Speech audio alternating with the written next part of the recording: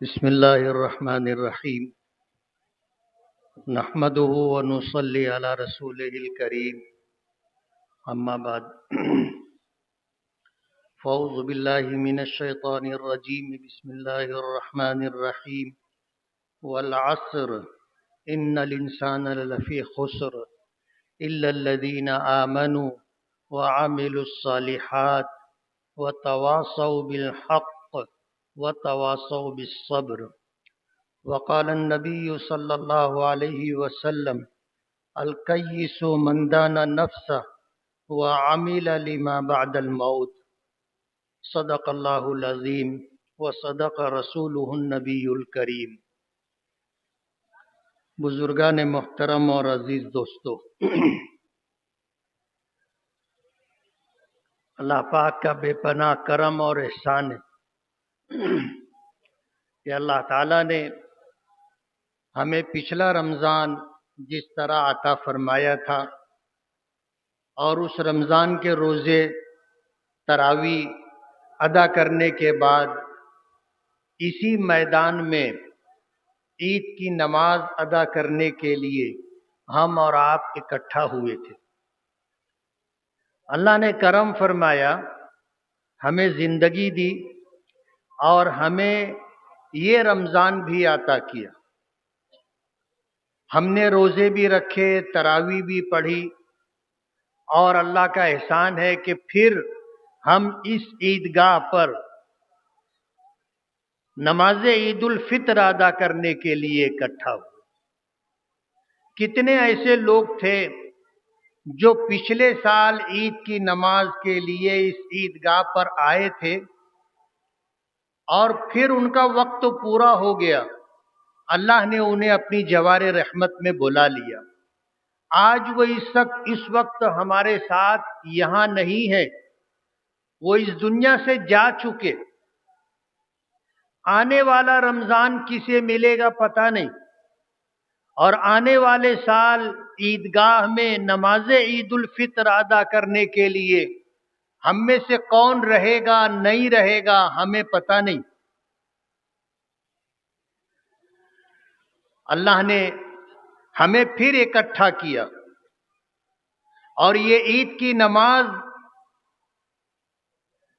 آج کے دن کا سب سے اہم عمل ہے۔ ہماری عید کہو، ہماری بقرعید کہو، اور لوگوں کے تہواروں کی طرح کوئی تہوار نہیں ہے، بلکہ رمضان بھر ہم نے جو محنت کی، ہم نے روزے رکھے، ہم نے تراویح کی نماز میں قرآن کریم سنایا، قرآن کریم سنا، آج اس وقت اس کی جزا، اس کا بدلہ، اس کا انعام ملنے والا ہے۔ اس کے لیے ہم اور آپ اس عیدگاہ میں اکٹھا ہوئے۔ عید کے دن میں اور دوسرے دنوں میں جو فرق ہے وہ سمجھنے کی چیز ہے۔ آج کے دن ہمیں دو عمل زیادہ کرنے، آج کے دن ہمیں دو عمل اور دنوں کے مقابلے میں زیادہ کرنے ہیں۔ 5 وقت کی نماز تو ہم روزانہ پڑھتے، جو نہیں پڑھتے ہیں اللہ انہیں پڑھنے کی توفیق عطا فرمائے۔ 5 وقت کی نمازیں ہر دن کے لیے ہے، لیکن آج کے دن یہ 2 رکعت نماز عید الفطر ایک زائد نماز ہے، اور یہ نماز عید الفطر واجب ہے، جس کی ادائیگی کے لیے ہم اور آپ یہاں آئے ہیں۔ ہمارے آقا جناب رسول اللہ صلی اللہ علیہ وسلم نے پہلی عید الفطر کی نماز مدینہ منورہ میں ادا کی تھی۔ جب آپ اور آپ کے صحابہ ہجرت کر کے مدینہ منورہ پہنچے، وہاں جانے کے بعد جن لوگوں نے مکے میں جینا دوبھر کر دیا تھا اور اسلام قبول کرنے والے لوگوں کے لیے زندگی اجیرن ہو گئی تھی، تھک ہار کر کے، مجبور ہو کر کے مکہ مکرمہ چھوڑ کر مدینہ منورہ کی طرف اللہ کے رسول صلی اللہ علیہ وسلم کو ہجرت کرنی پڑی تھی۔ جس وقت آپ مکے سے نکل رہے تھے تو مکے کی طرف رخ کر کے آپ نے مکے کو خطاب کرتے ہوئے یہ کہا تھا کہ اے مکہ، اے بلد امین، تم مجھے بہت محبوب ہے، میں تجھے کبھی نہیں چھوڑتا، لیکن تیرے رہنے والے مجھے یہاں رہنے نہیں دے رہے۔ پھر آپ نے اللہ کی بارگاہ میں ہاتھ اٹھا کر کے دعا کی تھی، اور دعا یہ تھی کہ اے اللہ، مکہ مجھے بہت محبوب ہے، لیکن اب مجھے مکے سے ہجرت کرنی پڑ رہی ہے، مکہ چھوڑ کر کے اپنی جان، اپنا دین، اپنا دھرم بچانے کے لیے مجھے جانا پڑ رہا ہے کسی دوسرے مقام پر۔ تو مکہ مجھے بہت عزیز اور بہت محبوب ہے، اب آپ میرے لیے ایسی جگہ رہنا مقدر فرمائیں جو آپ کو سب سے زیادہ محبوب ہو۔ اللہ پاک نے آپ کو مدینہ منورہ پہنچایا، اور مدینہ منورہ میں قیامت تک کے لیے رہنا آپ کے لیے مقدر فرمایا۔ آپ نے اپنی زندگی کے 10 سال مدینہ منورہ میں گزارے، 53 سال مکے میں گزارے تھے، اور 10 سال مدینہ منورہ میں گزارے، اور اس کے بعد آپ اللہ کی جوار رحمت میں منتقل ہو گئے، اور مکے کی وہ مدینے کی وہ مقدس سرزمین اور روضہ مبارک کا زمین کا وہ ٹکڑا، تمام علماء کا اتفاق ہے اس بات پر کہ یہ زمین کا ٹکڑا مکے سے اور کعبۃ اللہ سے اور عرش سے بھی افضل ہے۔ جس زمین کے ٹکڑے نے ہمارے آقا کے جسم مبارک کو اپنی گود میں لیا ہے، اور قیامت تک اللہ کے نبی صلی اللہ علیہ وسلم اسی جگہ آرام فرما رہیں گے۔ جب قیامت آئے گی اور دوبارہ سور پھونکا جائے گا تو آپ اپنی قبر مبارک سے اٹھیں گے، آپ اپنے دونوں ساتھی ابو بکر و عمر کو ساتھ لیں گے، آپ جنت البقیع جائیں گے، اور جنت البقیع میں جتنے مدفون لوگ ہیں ان کو ساتھ لیں گے، اور پھر وہاں سے جنت المعلی، مکے کا جو معروف اور مشہور قبرستان ہے، وہاں جتنے مرحومین مدفون ہیں ان کو لے کر کے میدان محشر میں پہنچیں گے۔ تو مکہ آپ کا مولد ہے، آپ کی جائے پیدائش ہے اور نبوت ملنے کا مقام ہے۔ مدینہ آپ کی ہجرت گاہ ہے اور قیامت تک کے لیے آپ کی آخری آرام گاہ ہے۔ دین کی ابتدا اور آغاز مکے سے ہوا اور مدینہ منورہ میں اس کی تکمیل ہوئی، لیکن مکے کے لوگ آپ کو مکے میں بھی رہنے نہیں دے رہے تھے، اور جب آپ ہجرت کر کے مدینہ منورہ تشریف لے گئے تو مدینہ منورہ میں بھی چین سے رہنے نہیں دیا، چڑھائی پہ چڑھائی کرتے رہے، جنگ در جنگ ہوتی رہی، مکے سے چل کر کے مدینہ پر حملہ آور ہوتے تھے، اور حق اور ناحق کی پہلی لڑائی، حق اور باطل کا پہلا معرکہ غزوہ بدر کی شکل میں مدینہ منورہ سے کچھ فاصلے پر بدر نامی بستی کے قریب واقع ہوا۔ یہ کفر اور اسلام کی پہلی جنگ تھی، اور اللہ پاک نے 313 نہتے خالی ہاتھ، ہتھیار سے محروم، بے سر و سامانی کی حالت میں اہل ایمان کو فتح عطا فرمائی، اور وہ لشکر جو 1000 افراد پر مشتمل تھا، جو جنگ کے لیے آیا تھا، ہتھیاروں سے مکمل لیس تھا، اللہ نے ان کو شکست سے دوچار کیا۔ اللہ نے آسمان سے اپنی مدد نازل کی تھی، 3000 فرشتے اتارے گئے تھے، پھر 2000 فرشتے اتارے گئے تھے، اور اللہ نے اپنی مدد سے مسلمانوں کو جیت عطا کی تھی۔ 17 رمضان المبارک کو بدر کا معرکہ پیش آیا تھا۔ اللہ کے نبی صلی اللہ علیہ وسلم بدر میں کامیابی کے بعد جب مدینہ منورہ پہنچے تو مدینہ منورہ پہنچنے کے بعد رمضان قریب الختم تھا، رمضان ختم ہوا، اللہ پاک نے عید کا تحفہ عطا کیا۔ عید کی پہلی نماز نبی کریم صلی اللہ علیہ وسلم نے سن 2 ہجری میں ادا کی تھی. بدر کی جنگ میں کامیابی حاصل ہوئی تھی.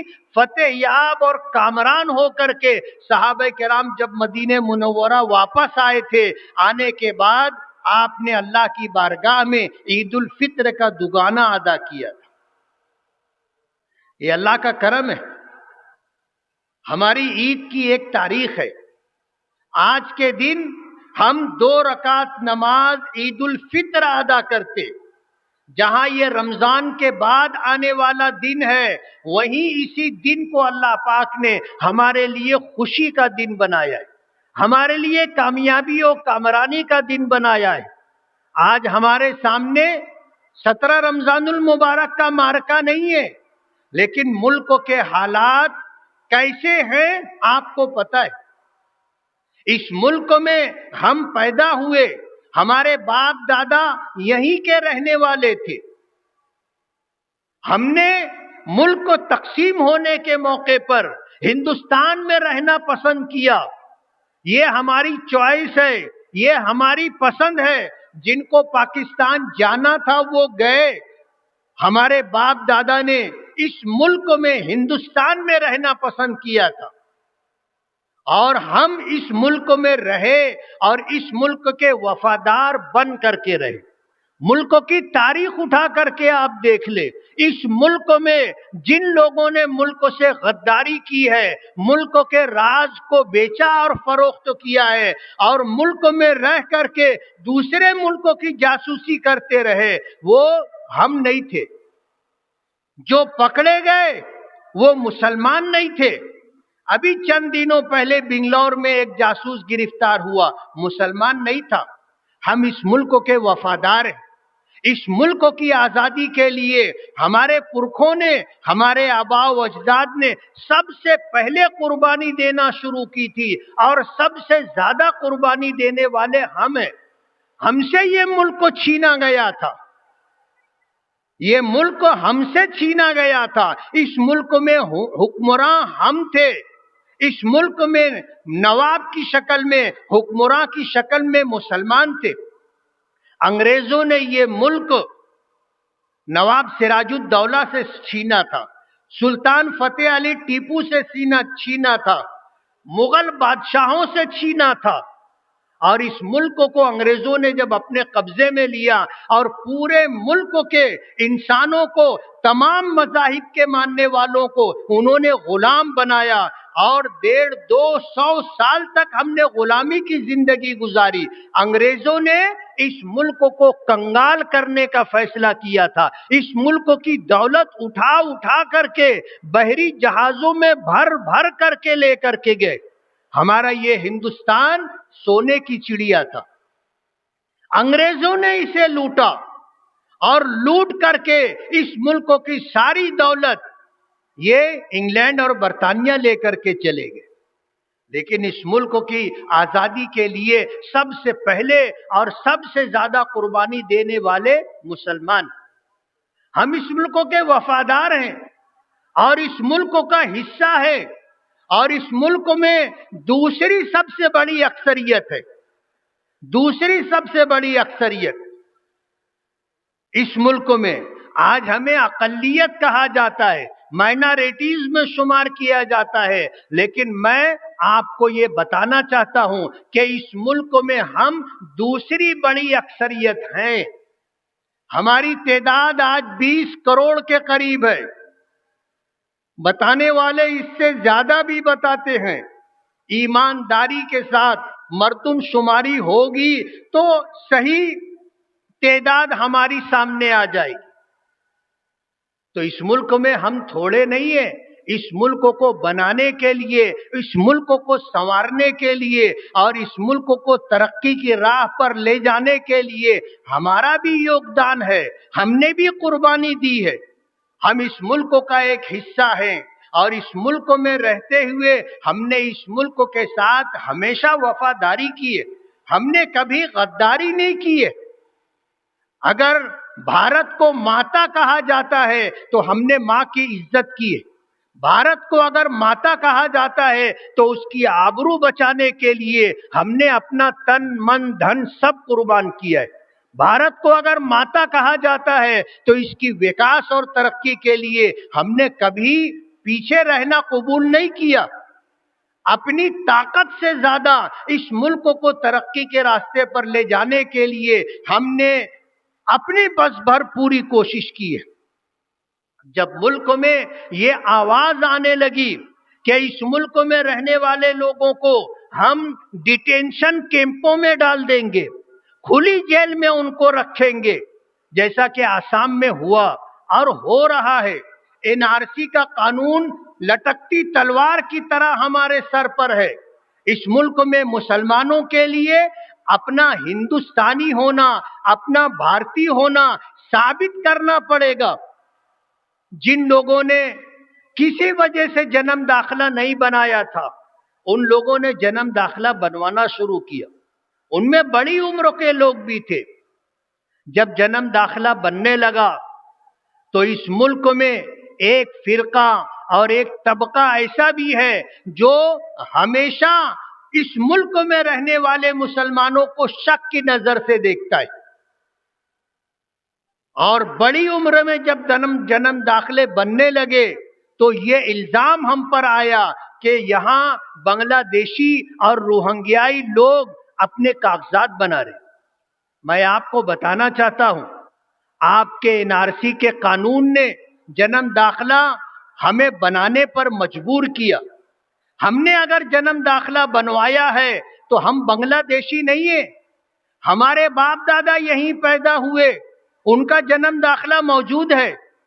हमने यहीं पढ़ा है, स्कूलों के एलसी हमारे पास है। जन्म दाखिला नहीं बनवा सके थे, हमने जन्म दाखिला बनवाया तो हम पर यह इल्जाम आने लगा कि मालेगांव में 1000 और मालेगांव में इतने 100 बांग्लादेशी है। अल्लाह का बहुत बड़ा करम और एहसान है कि इस शहर में एक भी बांग्लादेशी आज तक मिला नहीं, एक भी रोहिंग्याई यहां गिरफ्तार नहीं हुआ, एक शख्स भी ऐसा नहीं मिल सका जिसके मुतालिक बांग्लादेशी या रोहिंग्याई कहा जा सकता था। लेकिन कहते हैं कि जब आदमी धोबी से हार जाता है तो धोबी के गधे का कान ऐंठना शुरू करता है। जब बांग्लादेशी नहीं मिले, रोहिंग्याई नहीं मिले, तो जन्म दाखिला बनाने में अगर कोई फरोगुजाश्त हुई, कोई कागज कम रहा, तो आज ऐसे लोगों पर कार्रवाई की जा रही है, उनके खिलाफ एफआईआर की जा रही है और उन्हें जेलों की सलाखों के पीछे डाला जा रहा है और एसआईटी तश्कील दी गई है। हम एसआईटी के खिलाफ नहीं है, हम हिंदुस्तानी हैं और हर इंक्वायरी का सामना करने के लिए तैयार हैं। हमने यही जन्म लिया है और इंशाअल्लाह यही की मिट्टी में हम दफन होंगे। हमें पूरा इत्मीनान है एसआईटी के ऊपर। इस मुल्क में जो एजेंसियां हैं, उन एजेंसियों में ऐसे ईमानदार ऑफिसरान मौजूद हैं जो कभी नाइंसाफी नहीं करते, कभी जुल्म बर्बरियत के रास्ते पर नहीं जाते, नाहक किसी को नहीं सताते। लेकिन ऐसे लोग भी हैं जो नफरत का शिकार हो गए और इस मुल्क से इस्लाम और मुसलमानों को खत्म करना चाहते। लेकिन अल्लाह का एहसान है, अल्लाह का करम है, ऐसे लोग इस मुल्क में आज भी सरकारी मिशनरी में, आज भी एजेंसियों और डिपार्टमेंट में मौजूद हैं जो इस मुल्क के खैरखा हैं और इस मुल्क के लिए शुभ चिंतक है और इस मुल्क में बसने वाली अकलियत हो, इस मुल्क में रहने वाले माइनॉरिटी से ताल्लुक रखने वाले लोग हों, उनके साथ इंसाफ करते। हमने इस शहर की तामीर और तरक्की के लिए 1986 से आने के बाद हम जद्दोजहद और कोशिश कर रहे हैं। 26 अक्टूबर 2001 का फसाद हुआ था, 27 मस्जिदें शहीद की गई थी और इस मुल्क, इस शहर में एक भयानक फसाद बर्पा हुआ था। उसके बाद से हमने कोशिश की कि इस शहर में फसाद नहीं होना चाहिए और अल्हम्दुलिल्लाह हम अपने मकसद में कामयाब हैं। اس شہر کو بنانے کے لیے، سنوارنے کے لیے، اس شہر میں بسنے والے تمام بھارتی اور مالیگاؤں کے لوگوں کی جان، عزت، آبرو، دین محفوظ رہے، ہم اس کے لیے جد و جہد اور کوشش کرتے رہے۔ جمعیت علماء کو اللہ سلامت رکھے۔ جمعیت علماء کے اکابرین اور بزرگوں نے اس ملک کی آزادی کے لیے جد و جہد کی تھی۔ جمعیت علماء 19 نومبر 1919 میں قائم ہوئی تھی، آج 2025 میں ہم چل رہے۔ 100 سال سے زیادہ کا عرصہ جمعیت علماء کے قیام پر گزرا، اور اللہ رب العالمین کا ضابطہ ہے کہ جو چیز اللہ کے بندوں کے لیے نفع بخش ہوتی ہے اللہ اس کو قائم رکھتا ہے، اس کو سلامت رکھتا ہے۔ 100 سال میں کتنی تنظیمیں، کتنے ٹرسٹ، کتنی سوسائٹیاں اور کتنے ادارے وجود میں آئے اور صفحے ہستی سے مٹ گئے، آج اس کا نام بھی کوئی نہیں جانتا، لیکن جمعیت علماء اپنی خدمات کے ساتھ، جمعیت علماء اپنی آن بان شان کے ساتھ الحمدللہ قائم ہے۔ جمعیت کو الزام دینے والے، جمعیت کی مخالفت کرنے والے آج ہی ہیں ایسا نہیں ہے، اس کے قیام کے دن سے جمعیت علماء کی مخالفت کی جاتی رہی ہے، لیکن کہتے ہیں نا کہ مخالفت سے میری شخصیت نکھرتی ہے، میں دشمنوں کا بڑا احترام کرتا ہوں۔ جمعیت علماء 1,60,00,000 روپیہ اس سال اسکالرشپ کے نام پر برادران وطن کے بچوں کو، مسلمانوں کے بچوں کو اچھی اعلیٰ تعلیم کے لیے دی۔ مالیگاؤں شہر آپ دیکھ لو، ان 2-3 سالوں کے اندر ہم نے 1 کروڑ روپے سے زیادہ جلے ہوئے، مصیبت زدہ، تباہ حال لوگوں کے مکان کی تعمیرات پر خرچ کیے۔ ہم نے مریضوں کے علاج و معالجے کے لیے، مسافر اور پریشان حال لوگوں کے لیے، بیماروں کے علاج و معالجے کے لیے جمعیت علماء اپنا کام کر رہی ہے، اور جب تک جمعیت علماء اپنی خدمات کے ساتھ رہے گی انشاءاللہ اسے کوئی ختم نہیں کر سکتا۔ میں تو شکر گزار ہوں ہمارے شہر کے مخیرین کا، جنہوں نے جب یہ آواز ان کے کانوں تک پہنچی کہ جمعیت کو چندہ نہ دیا جائے تو انہوں نے خود سے آ کر کے چندہ دیا اور زیادہ دیا، اور میں شکر گزار ہوں جب میں نے دیکھا کہ ہمارے شہر کے مزدور لوگ جو لوم چلاتے ہیں، ایسے لوگوں نے بھی جمعیت کو آ کر کے چندہ جمع کروایا، اور یہ کہہ کر کے چندہ جمع کروایا کہ لوگوں نے کہا ہے کہ آپ جمعیت کو چندہ مت دو، میں پہلی مرتبہ چندہ دینے کے لیے آیا ہوں۔ اور ہمیں پتہ ہے، ہم نفسیات جانتے ہیں، عربی کا جملہ ہے الانسان حریص فیما منع، جس چیز سے کسی کو روکا جاتا ہے اس کام کو کرنے کا داعیہ پیدا ہو جاتا ہے۔ یہ کہا گیا کہ جمعیت کو چندہ مت دو، زیادہ مل گیا۔ ہم ابھی آپ کو عید کے بعد پورا اپنا حساب و کتاب بتائیں گے، اور آپ کو یہ بھی بتائیں گے کہ پچھلے سال آپ نے اپیل نہیں کی تھی کہ چندہ مت دو تو چندہ کم ہوا تھا، آپ نے اس سال اپیل کی کہ چندہ مت دو تو کتنا زیادہ چندہ ہوا ہے ہم آپ کو بتائیں گے۔ تو مالیگاؤں جمعیت علماء میں اللہ کا بہت بڑا کرم اور احسان ہے، ہم نے کبھی مخالفت کرنے والوں کی مخالفت کی پرواہ نہیں کی، ہم اپنا کام کرتے، اور ہمارے جیسے کروڑوں لوگ جمعیت سے جڑے ہیں، اپنا اپنا وقت پورا کر کے جا رہے ہیں۔ ہم چلے جائیں گے، کوئی اور آئے گا کام کرے گا۔ تو میں یہ کہہ رہا تھا کہ ہمارے سر پر NRC کی لٹکتی ہوئی تلوار تھی تو ہمیں جنم داخلہ بنوانا پڑا، اور SIT نے پوری انکوائری کی کہ ان آخری دنوں میں 4 مہینے میں جتنے جنم داخلے بنے سب کی انکوائری ہو، اور تقریباً انکوائری پوری ہو رہی ہے۔ اگر 3200 جنم داخلے مشکوک تھے تو اس میں 3000 کے قریب جنم داخلے کلیئر ہو چکے. آج سرکار نے ان جنم داخلوں کو رد کر دیا.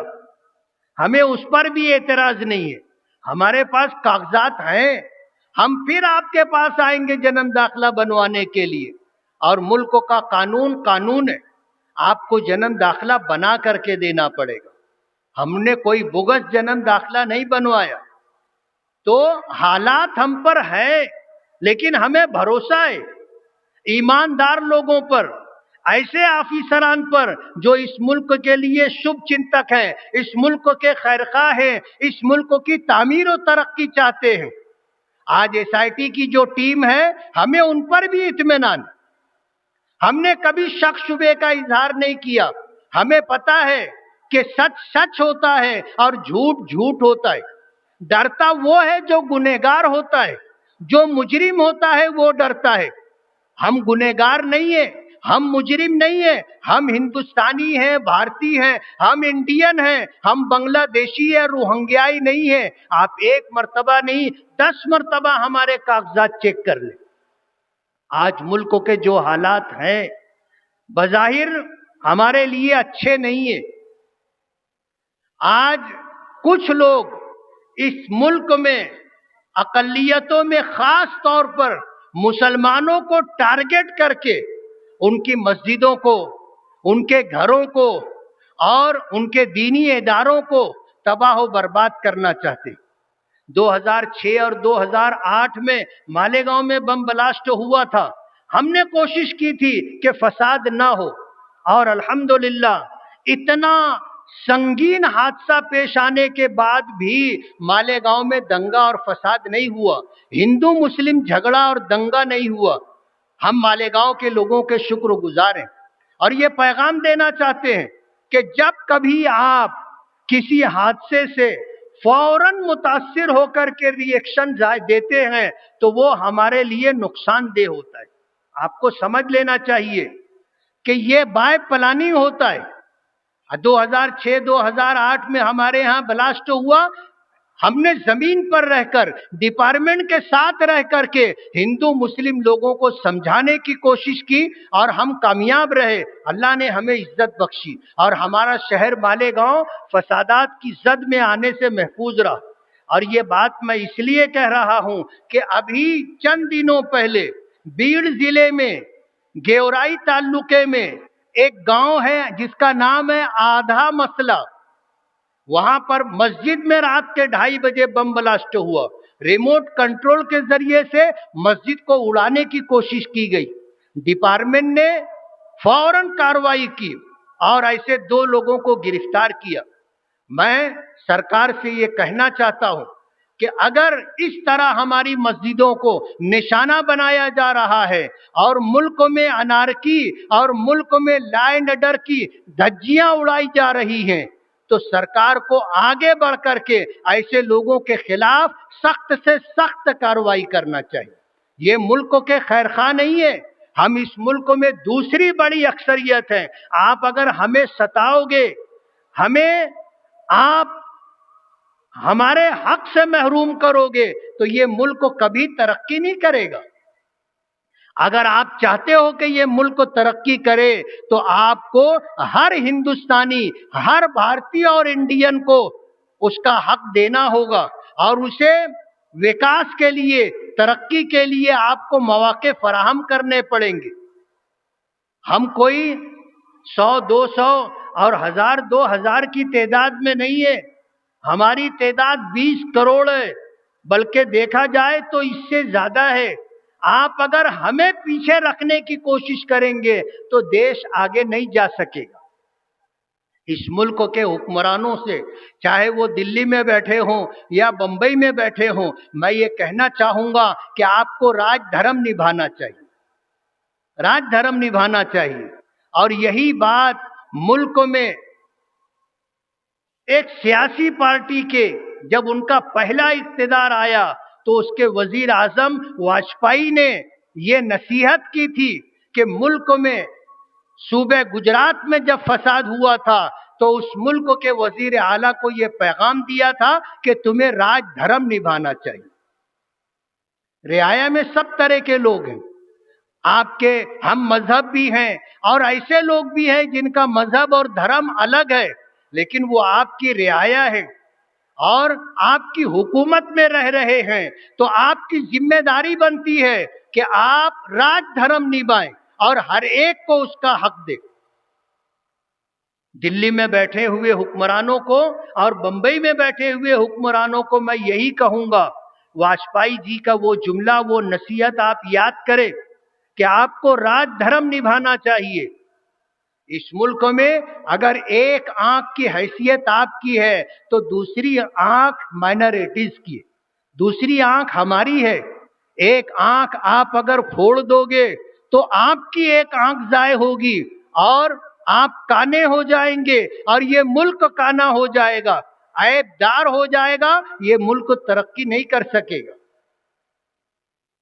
آج جس طرح کے حالات بنائے جا رہے ہیں اس ملک میں، ہم آج سے نہیں ہیں، صدیوں سے ہم رہتے آئے اور ہمارے آباء و اجداد نے اور مذہب اسلام کے ماننے والوں نے مسلمانوں میں جو پچھڑے ہوئے لوگ ہیں، مسلمانوں میں جو غریب لوگ ہیں، ایسے لوگوں کی فلاح و بہبود اور ان کی ضرورت کی تکمیل کے لیے اپنی جائیدادیں، اپنی املاک انہوں نے، اپنی پراپرٹیز انہوں نے وقف کی.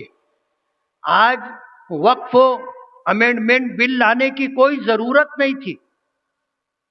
اس ملک میں صرف مسلمانوں کے پاس اوقاف ہے ایسا نہیں ہے، ہر مذہب کے ماننے والے کرسچن لوگوں کی بہت ساری پراپرٹیاں ہیں، پورے ملک میں پھیلی ہوئی ہے. ہندوؤں کی، ان کے مندروں کی ہزاروں لاکھوں ایکڑ جگہ اس ملک میں ہے.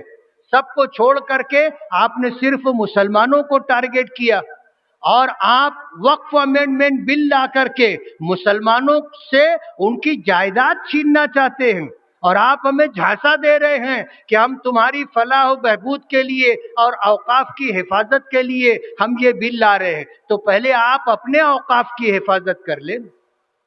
ہندو مندروں میں جو بڑی بڑی پراپرٹیاں ہیں اور ضائع و برباد ہو رہی ہیں، آپ ان کی حفاظت کر لیں.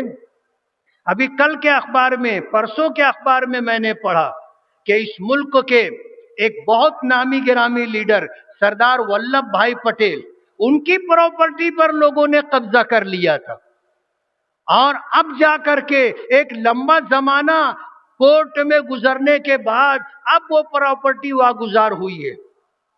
تو میں آپ کو یہ بتانا چاہتا ہوں کہ آپ پہلے اپنے گھر کی فکر کریں کہ اے چشم نمناک ذرا دیکھ تو صحیح، یہ گھر جو بہ رہا ہے کہیں تیرا گھر نہ ہو. وقف کی کوئی ضرورت نہیں تھی، وقف بل امینڈمنٹ بل کی لانے کی، لیکن آپ لے کر کے آئے ہیں. ملک کا مسلمان اپنے اکابرین اور بزرگوں کے فیصلے کے مطابق چلے گا. جمعیت علماء ہند ہو، مسلم پرسنل لا بورڈ ہو اور ملکوں کے اکابرین اور بزرگان دین جو طے کریں گے، ملک کا مسلمان وقف امینڈمنٹ بل کے تعلق سے اسی راستے کو اختیار کرے گا. ہمیں پتا ہے کہ گاؤں کے سامنے راؤ کی چلتی نہیں ہے. جب 20 کروڑ لوگ کھڑے ہو جائیں گے کہ ہمیں وقف امینڈمنٹ بل نہیں چاہیے تو آپ کو بل واپس لینا پڑے گا. ماضی میں شاہ بانو کیس کا مقدمہ تھا اور مطلقہ کے لیے تا دم حیات یہ طے کیا گیا تھا کہ اس کو زندگی کی آخری سانس تک نان و نفقہ دیا جائے گا. یہ ہماری شریعت اسلامیہ کے حکم کے خلاف تھا. سپریم کورٹ کا فیصلہ ہوا تھا، وقت کی حکومت کو یہ فیصلہ واپس لینا پڑے. ہم وقف امینڈمنٹ بل کے تعلق سے ہمارے اکابرین اور بزرگوں نے یہ طے کیا ہے کہ یہ ہمیں منظور نہیں ہے. اس کو کیسے رد کیا جائے گا اور واپس لیا جائے گا، وہ جو راستہ طے کریں گے اس راستے پر ہم آئیں گے. میں آپ کو یہ پیغام دینا چاہتا ہوں کہ ہمیں اس ملک کا ناگرک اور شہری ہونے کے اعتبار سے اپنی حیثیت، اپنا مقام پہچاننا ہوگا، بنانا ہوگا. ملک کی آزادی کے بعد سے اس ملک میں مسلمانوں کو پیچھے رکھنے کے لیے اور اس ملک میں مسلمانوں کو ان کے حق سے محروم کرنے کے لیے جو بھی حکومتیں رہی ہیں انہوں نے یہی کیا ہے۔ میں آپ کو یہ بتانا چاہوں گا کہ جب یو پی اے کی حکومت کے وزیر اعظم منموہن سنگھ نے ایک کمیشن تشکیل دیا، اس کمیشن نے سروے کرنے کے بعد اس ملک کے مسلمانوں کی حالت پر جو رپورٹ پیش کی، وہ رپورٹ یہ تھی کہ اس ملک کا مسلمان اس ملک میں دلتوں سے زیادہ پسماندہ ہے۔ ظاہر بات ہے یہ ہماری حالت ایک دو دن میں نہیں ہوئی، ملک کی آزادی سے لے کر کے جو لوگ برسر اقتدار رہے وہ ہمیں ہمارے حق سے محروم کرتے رہے اور اس ملک میں ہمیں دلتوں سے زیادہ پسماندہ کر دیا گیا۔ میں آج اس عیدگاہ کے میدان سے آپ کو یہ پیغام دینا چاہتا ہوں کہ آپ اپنی حیثیت پہچانیے، آپ اپنے بچوں کو اعلیٰ سے اعلیٰ تعلیم دیجیے، آپ 2 جوڑے کپڑے کم بنائیے، کھانے پینے پر تھوڑا روکھی سوکھی کھا لیجئے، ایک وقت فاقہ کر لیجئے، لیکن اپنے بچوں کو اعلیٰ تعلیم دلوائیے۔ آپ کے بچے پڑھ لکھ کر کے جب اعلیٰ تعلیم یافتہ ہوں گے تو اس ملک کا مستقبل سنور جائے گا، آپ کا مستقبل سنور جائے گا، آپ سے کوئی آپ کا حق چھین نہیں سکے گا۔ آپ کو دنیاوی اعتبار سے اپنے بچوں کو اعلیٰ تعلیم دلائیے، جب تعلیم آئے گی آپ میں شعور آئے گا، آپ کو اچھے برے کی تمیز حاصل ہوگی، اور اب ملک کا قانون سنویدھان نامعلوم ہونے کی وجہ سے جس طرح آپ کے ساتھ زیادتی اور ظلم کیا جاتا ہے، تعلیم آنے کے بعد آپ اپنا حق بھی لے سکیں گے اور کوئی آپ پر ظلم کر لے ایسا نہیں ہو سکے گا۔ ابھی جنم داخلے کے معاملے میں جو گرفتاریاں ہو رہی ہیں وہ لا علمی اور تعلیم نہ ہونے کی وجہ سے ہوئی۔ حالات ہے، تفصیل کا موقع نہیں ہے، لیکن اگر تعلیم اپنے پاس ہوگی تو ہمارا ایک مقام ہوگا، ایک حیثیت ہوگی، اور کوئی ہمیں ہمارے حق سے محروم نہیں کر سکے گا۔ دینی اعتبار سے ہم ایک اللہ کو ماننے والے، ایک رسول کو مانتے ہیں، ایک قرآن کتاب کو مانتے ہیں، ہمارا دھرم ایک ہے۔ ہمیں اپنے مذہب کی پاسداری کرنا ہے، ہمیں ملک کے قانون کے خلاف بھی نہیں جانا ہے اور اپنی شریعت کے خلاف بھی نہیں جانا ہے۔ ہمیں اپنا اس ملک میں اپنی زندگی، اپنا مقام بچائے رکھنے کے لیے قانون کے دائرے میں رہ کر کے ہمیں کام کرنا ہوگا۔ میں آپ کو یہ پیغام دینا چاہتا ہوں، اس ملک میں رہتے ہوئے اللیگل کام، غیر قانونی کام آپ کو نہیں کرنا ہے۔ اس ملک میں ایسے لوگ بھی ہیں ڈپارٹمنٹ میں جو آپ کا غیر قانونی کام دیکھتے ہوئے بھی روکتے نہیں ہیں، اور وہ چاہتے ہیں کہ آپ یہ غیر قانونی کام کر رہے ہو، کرتے رہو، لیکن ایک دن پکڑ آئے گی۔ آج ملک میں جو بلڈوزر کی سیاست چل رہی ہے اس کا شکار وہی لوگ ہو رہے ہیں جنہوں نے این او سی اور پرمیشن لیے بغیر اپنا مکان بنایا تھا۔ آج جو لوگ غیر قانونی کام کر رہے ہیں انہیں غیر قانونی کام کرنے کا موقع دیا جا رہا ہے کہ تم غیر قانونی کام کر لو، جس دن تمہارے خلاف کارروائی کرنی ہوگی یہی غیر قانونی کیا ہوا کام آپ کے لیے مصیبت کا سبب بن جائے گا۔ ایسے ظالم لوگ بھی ہیں، ایسے ظالم لوگ بھی ہیں جو انیائے کر رہے ہیں کہ اگر مسلمان کوئی گناہ کرتا ہے، اسلام سے تعلق رکھنے والا کوئی جرم کرتا ہے تو سزا اس کے ساتھ ساتھ اس کے ماں باپ کو بھی، اس کے بیوی بچوں کو بھی، اس کے بھائی بہنوں کو بھی دی جا رہی۔ ظاہر بات ہے وہ مجرم اکیلا ایک گھر میں نہیں رہتا، اس کے ساتھ اس کا پریوار ہے، اس کے ساتھ اس کی فیملی ہے۔ آج سپریم کورٹ کو یہ کہنا پڑا کہ ایک جرم کی سزا آپ پورے گھر کو نہیں دے سکتے، لیکن ہم دیکھ رہے ہیں کہ اس ملک میں یہ کارروائی صرف ایک مذہب کے ماننے والے لوگوں کے خلاف ہو رہی ہے، اور اگر کوئی دوسرا آدمی کوئی گناہ کرتا ہے اور وہ ان کا ہم مذہب ہے، ان کے دھرم کا ماننے والا ہے، تو کبھی اس کے گھر کے اوپر بلڈوزر نہیں چلایا گیا۔ یہ جو کارروائی کی جا رہی ہے اس طرح کی، یہ ظلم، یہ انیائے۔ اس طرح آپ اگر کوئی کارروائی کرتے ہیں تو یہ آپ کے لیے بھی نقصان دہ ہے اور اس ملک کے لیے بھی نقصان دہ۔ کہتے ہیں نا، تاریخ اپنے آپ کو دہراتی ہے، ہمیشہ کوئی اقتدار میں نہیں رہتا، اقتدار بدلتا رہتا ہے، اقتدار بدلتا رہتا ہے۔ کسی نے کہا ہے نا کہ جو آج صاحب مسند ہیں کل نہیں ہوں گے، کرایہ دار ہیں، ذاتی مکان تھوڑی ہے۔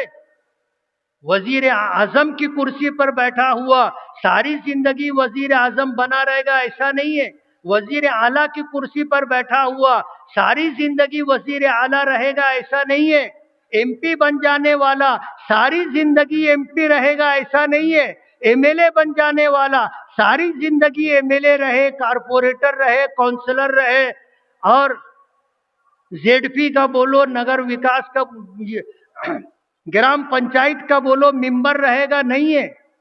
یہ 5 سال کے لیے آتے، 6 سال کے لیے آتے، اقتدار بدلتا ہے، کوئی ہمیشہ اقتدار میں رہتا نہیں ہے، اور کسی کی سرکار ہمیشہ اقتدار میں نہیں رہتی۔ یہ دنیا کا نظام ہے، اللہ نے اس کا جو نظام بنایا ہے، کبھی اور تو کبھی اور، کوئی ہمیشہ رہتا نہیں ہے۔ آج اگر آپ ظلم کریں گے، آپ اگر ظلم کریں گے تو یہ ظلم واپس آئے گا۔ بہت پرانی کہاوت ہے کہ اس ہاتھ سے دے، اس ہاتھ سے لے، آپ جیسا کرو گے ویسا آپ کو بھرنا پڑے گا۔ اس لیے آپ تھوڑا اپنے گریبان میں سر ڈال کر کے دیکھیے اور راج دھرم نبھائیے، راج دھرم نبھائیے، نفرت کا چشمہ اینک اتار دیجیے، دشمنی اور انتقامی کارروائی کا چشمہ اتار دیجیے۔ ہندوستان میں رہنے والے ہر ہندوستانی کو اس کا حق ملنا چاہیے۔ تو میں آپ سے یہ کہہ رہا تھا کہ غیر قانونی کام کرنا بند کر دیجیے۔ آپ کا غیر قانونی کیا ہوا کام کل آپ کے لیے، آپ کے بچوں کے لیے مصیبت بنے گا۔ قانون ہاتھ میں نہیں لینا ہے، اور جو کام بھی کرنا ہے قانون کے دائرے میں رہ کر کے کرنا ہے۔ اس میں اس دنیا میں آپ کی فلاح و بہبود ہے، اور ہم مسلمان ہیں، ہمارا ایمان ہے آخرت پر، ہم یہاں ہمیشہ رہنے والے نہیں ہیں، اس کے بعد ایک زندگی اور بھی ہے جسے آخرت کہا جاتا ہے، وہاں پر کامیابی اور ناکامی کا مدار ایمان پر ہے، اللہ اور اس کے رسول کی اطاعت و فرما برداری پر ہے۔ ہمیں اللہ اس کے رسول کی اطاعت و فرما برداری کے ساتھ زندگی گزارنا ہے۔ یہ زندگی کبھی بھی ختم ہو جائے گی، کوئی ہمیشہ اس دنیا میں نہیں رہے گا، سب کو اس کے آگے کی دنیا میں جانا ہے۔ ایک وقت تھا ہم ماں کے پیٹ میں تھے، ایک دنیا وہ بھی تھی، اس کے بعد انتقال ہوا، ہم منتقل ہو کر کے اس دنیا میں آئے، اس کے بعد یہاں سے بھی انتقال ہوگا، ہم منتقل ہو کر کے قبروں میں جائیں گے یا ہمارا انتم سنسکار ہوگا۔ اس کے بعد ایک عالم دنیا اور ہے جس کو آخرت کہا جاتا ہے، جہاں آپ کو اچھے برے تمام کاموں کا حساب و کتاب دینا ہے، اور اسی کے حساب سے یا تو آپ کو سورگ میں جگہ ملے گی یا نرک میں آپ کو جانا پڑے گا، یا تو جنت آپ کا ٹھکانہ ہوگا یا جہنم آپ کا ٹھکانہ۔ آج جو لوگ غیر قانونی کام کرتے ہیں وہ بھی کان کھول کر کے سن لے کہ یوم الحساب آنے میں دیر نہیں لگتی، اور جو لوگ بے دینی کی زندگی، بے راہ روی کی زندگی گزار رہے ہیں وہ بھی غور کر لیں، وہ بھی غور کر لیں کہ مرنے کے بعد کی زندگی ہماری کیسے اچھی بنے گی، ہم کیسے شاد اور آباد رہیں گے، اس بات کی فکر کرنا ضروری۔ آج اس موقع پر وقت کی تنگی کے ساتھ میں آپ کو یہ پیغام دینا چاہتا ہوں کہ گھبرانے کی ضرورت نہیں ہے۔ گھبراتا وہ ہے، مایوس وہ ہوتا ہے جس کا اللہ پر اور اس کے رسول پر ایمان نہ ہو۔ ہم تو جس ذات پر ایمان رکھتے ہیں، ہم مجبور ہو سکتے ہیں، بے کس بے بس ہو سکتے ہیں، لیکن وہ قادر مطلق ہے۔ اور وہ جو چاہتا ہے اس دنیا میں وہی ہوتا ہے. بڑے بڑے ظالم حکمراں آئے اور صفحہ ہستی سے مٹ گئے. لوگوں کو مٹانے کی کوشش کی تھی لیکن خود مٹ گئے. اور یہ دنیا جیسے باقی ہے اسی طرح باقی ہے اور باقی رہے گی. اور یہ نظام جیسا تھا آج بھی ہے اور آگے چلتا رہے گا. لیکن حکومتیں کفر اور شرک کے ساتھ تو باقی رہتی ہیں لیکن کسی کا اقتدار اور حکومت ظلم کے ساتھ باقی نہیں رہتا. یہ مخلوق اللہ کا کنبہ ہے. جو اس کے ساتھ حق اور انصاف کے ساتھ حکومت کرتا ہے اللہ اس کی حکومت کو باقی رکھتا ہے. اور جو ظلم و بربریت کے راستے پر آتا ہے ظلم و بربریت کے راستے پہ جانے کے بعد اقتدار ختم ہو جاتا. 2014 کا الیکشن آپ دیکھ لو, 2019 کا الیکشن دیکھ لو. 24 میں آپ کہہ رہے تھے کہ اب کی بار 400 پار. آپ کے ہاتھ میں نہیں ہے, فیصلہ کوئی اور کرتا ہے. آپ کہاں آ گئے دیکھ لو. پہلے آپ کی فل بہومت کی سرکار تھی, آج تو آپ کو 2 بیساکھی پر کھڑے ہونا پڑا ہے. تو یہ اقتدار ہمیشہ رہتا نہیں ہے. اقتدار کا غرور اور گھمنڈ نہیں ہونا چاہیے. آپ اپنے بچوں کو اعلیٰ سے اعلیٰ تعلیم دلائیں, غیر قانونی کام کرنے سے خود کو بھی روکیں, دوسروں کو بھی منع کریں, اور اپنی آخرت شاد اور آباد رہے اس کے لیے ہم جدوجہد اور کوشش کریں. اس ملک میں رہتے ہوئے اس ملک کی سالمیت کے لیے, اس ملک کی حفاظت کے لیے, اس ملک کی ترقی کے لیے اپنا جو یوگدان ہے وہ ہمیں دینا ہے. ہم اس ملک کے وفادار ہیں, وفادار رہیں گے. ہم اس ملک کے خیرخواہ ہیں, شبھ چنتک ہیں, ہم شبھ چنتک ہی رہیں گے. ہم آپ سے یہ کہنا چاہتے ہیں کہ آپ ظلم کا راستہ چھوڑ دیں, آپ راج دھرم نبھائیں اور اس ملک میں رہنے والوں کو ایک ہندوستانی اور بھارتی ہونے کے اعتبار سے ان کا جو حق بنتا ہے وہ حق آپ دیں. یہ ہماری آپ سے گزارش ہے. میں انتظامیہ کے ذریعے اپنی یہ بات اوپر تک پہنچانا چاہتا ہوں کہ ہمارے لیے 5 انگلیاں برابر ہیں. ملک کی آزادی کے بعد سے جو حکومتیں رہی, جس پارٹی کی بھی رہی, انہوں نے ہمارے ساتھ کیا کیا ہم کو معلوم ہے. ہم آج اس وقت آپ کی رعایا ہیں, آپ کی حکومت کا ایک حصہ ہیں. اس ملک کے لیے اور اس ملک کے حکمرانوں کے لیے ہم شبھ چنتک ہیں, ہم آپ کے لیے خیرخواہ ہیں. آپ ہمیں ہمارا حق دو. مالیگاؤں شہر ٹیکسٹائل شہر ہے. آپ دوسرے روزگار کی بقا کے لیے اور دوسرے روزگار سے جڑے ہوئے لوگوں کے لیے اسکیمیں بناتے ہیں, ان کے قرضے معاف کرتے ہیں, وہ ترقی کریں, آپ ایسے پروگرام دیتے ہیں. ٹیکسٹائل کے لیے بھی آپ کو سنجیدگی سے سوچنا ہوگا. اور ٹیکسٹائل اس ملک میں کھیتی کے بعد سب سے زیادہ روزگار دینے والی صنعت. مالیگاؤں میں اگر 3.5-4 لاکھ پاور لوم ہے تو ایک پاور لوم سے 2.5 لوگوں کو روزگار ملتا ہے. روزگار دینا آپ کی ذمہ داری ہے, لیکن پاور لوم صنعت لوگوں کو روزگار دیتی ہے.